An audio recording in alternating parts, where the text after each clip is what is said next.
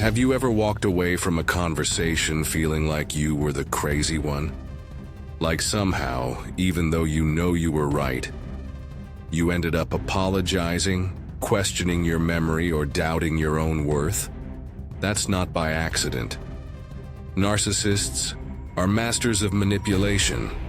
But what if I told you that just one question could disarm them?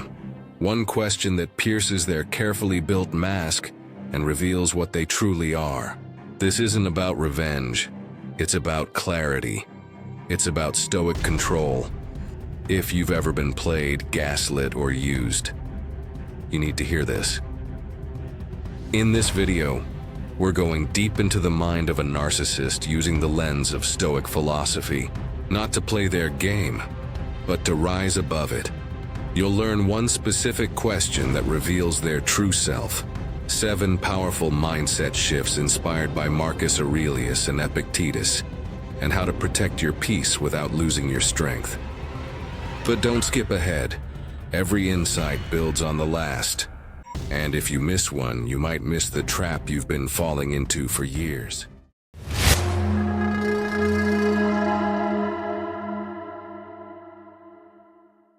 Let's begin with what Stoicism teaches us about illusions. A narcissist thrives on perception. They need admiration like a drug, and they build entire realities to get it.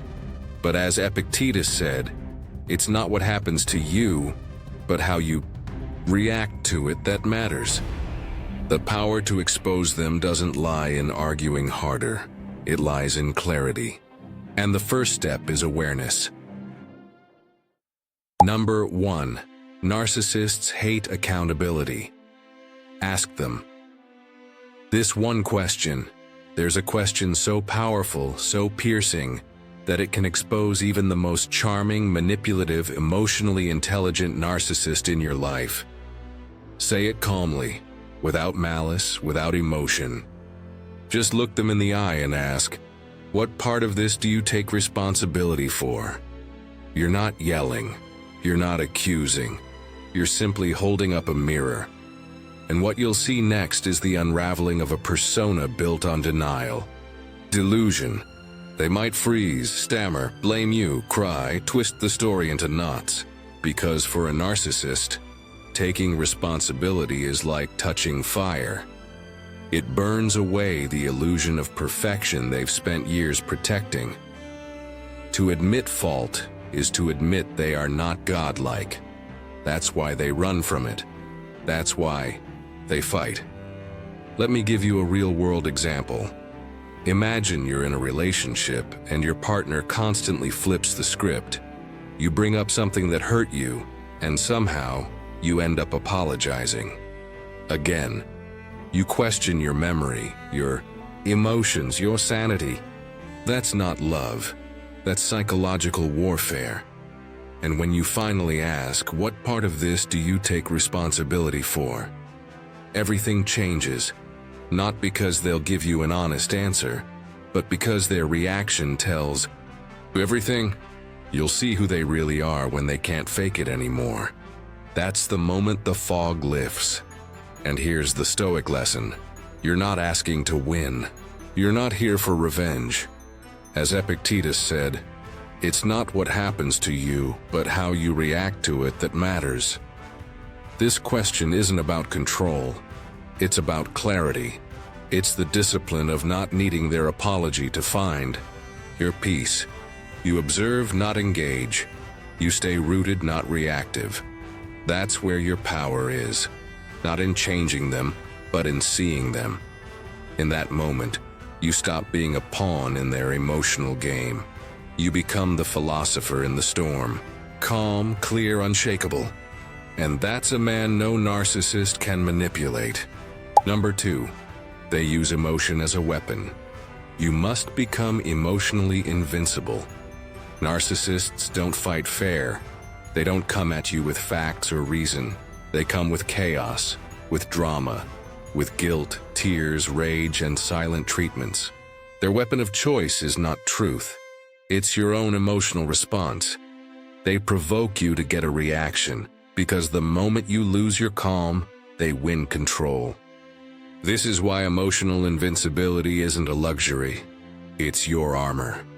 Marcus Aurelius wrote, "You have power over your mind, not outside events. Realize this, and you will find strength." That's not just philosophy. That's survival.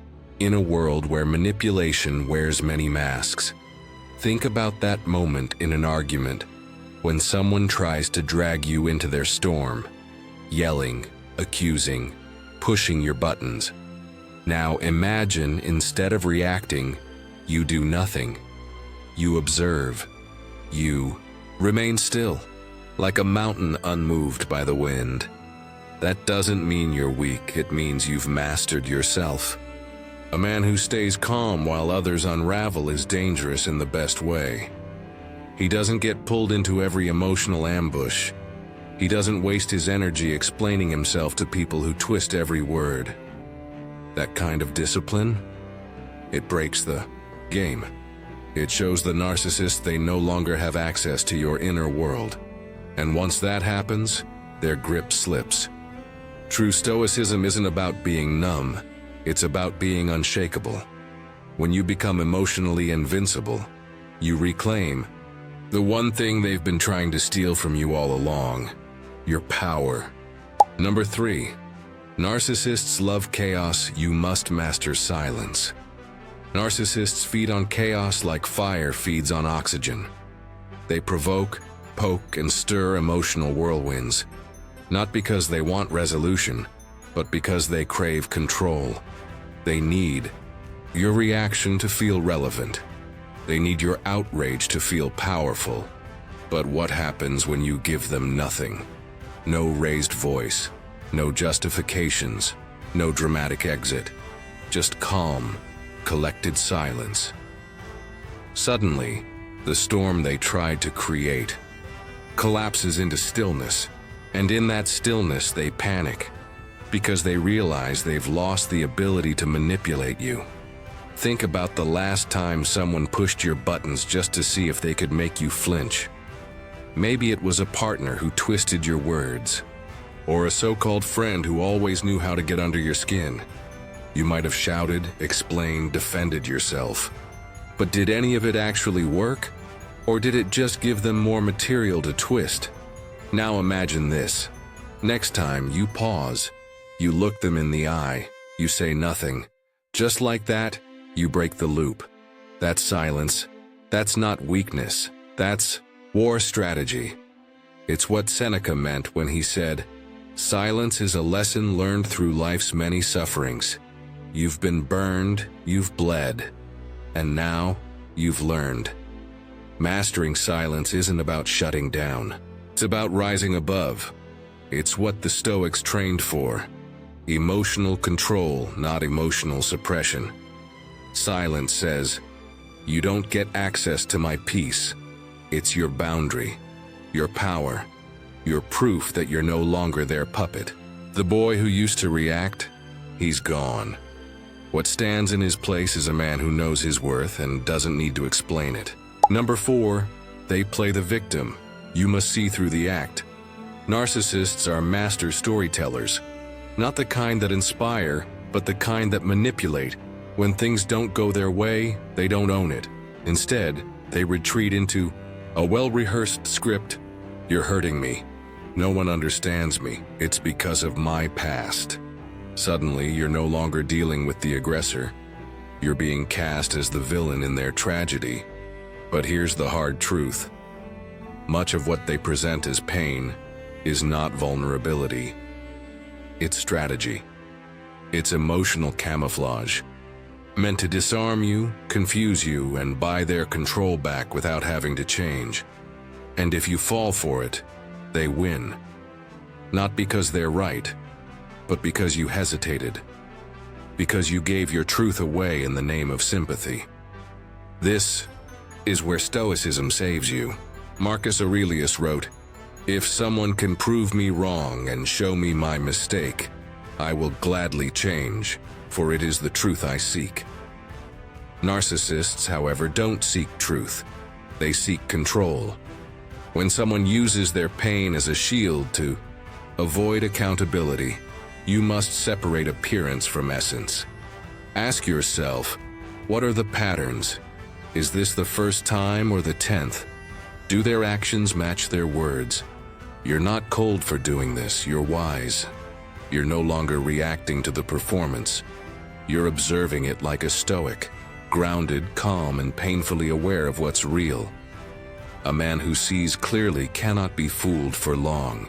When you stop falling for the tears that never lead to change, when you stop giving comfort to someone who uses their suffering as a weapon, that's when you reclaim your power. You realize you're not their savior. You're not responsible for healing what they refuse to face. Narcissists are actors, and you've walked out of the theater. No more tickets, no more illusions. Just truth. Raw, uncomfortable, liberating truth. Number 5. They manipulate through guilt. You must embrace healthy detachment. Guilt is the narcissist's favorite weapon. Not anger, not logic, but guilt.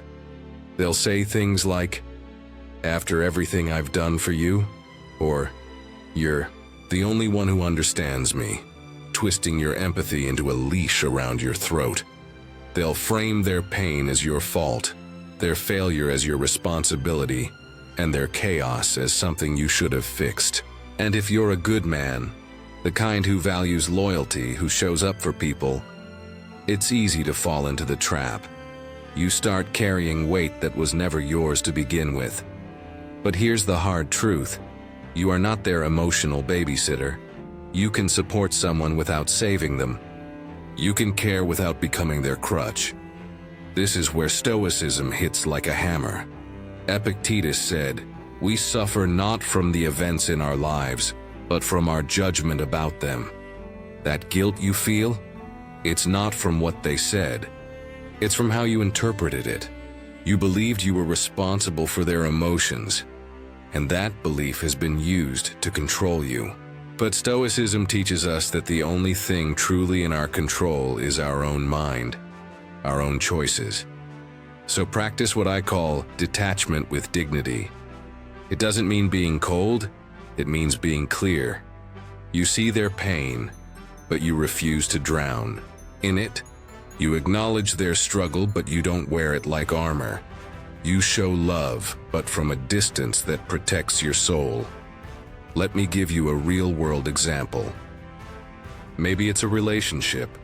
A girlfriend who constantly says, "You made me feel this way," or "If you loved me, you'd do more." You start changing your schedule, your values, even your boundaries, just to avoid her disappointment. And over time, you lose yourself. That's not love. That's control dressed in emotional guilt.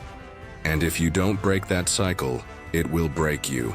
The moment you start embracing healthy detachment, the moment you choose truth over guilt, is the moment you reclaim your freedom. Remember this: you are not cold for protecting your peace. You are wise for honoring your limits. That's not weakness, that's warrior discipline. Number 6, they mirror your strengths. You must know yourself deeply. In the beginning, narcissists reflect your best traits to win you over, but eventually, they resent those same traits. Your confidence threatens them. Your independence exposes their emptiness. So, how do you protect yourself? By knowing yourself so well that no false version of you can be sold back to you. When you anchor your worth in virtue, not validation, you become unshakable. Number 7, their power relies on your confusion. You must seek inner clarity. The final weapon Stoicism gives you is this: radical clarity. Journal your experiences. Reflect. Ask, what am I tolerating? What patterns keep repeating? When you stop chasing answers from the narcissist and start seeking wisdom within, everything shifts. As Marcus Aurelius wrote, "If you are pained by external things, it is not they that disturb you, but your own judgment of them. Stop waiting for them to change. Start becoming who they can no longer control." Conclusion. Here's the truth that hurts before it heals. You cannot fix a narcissist, but you can expose them by standing so firmly in your truth that their lies collapse on their own. The powerful question, what part of this do you take responsibility for, isn't a trap for them. It's a mirror for you. Their reaction will tell you everything. And once you see the truth, you can never unsee it. Don't let another year pass in confusion, hoping they'll finally understand you. Understand yourself instead. That's where freedom lives. If this hit something deep inside you, comment "Clarity is power" below. Like this video if you've ever been manipulated and chose to rise above it. And subscribe because the more wisdom you gain, the less control they have. Your mind is a fortress, guard it well.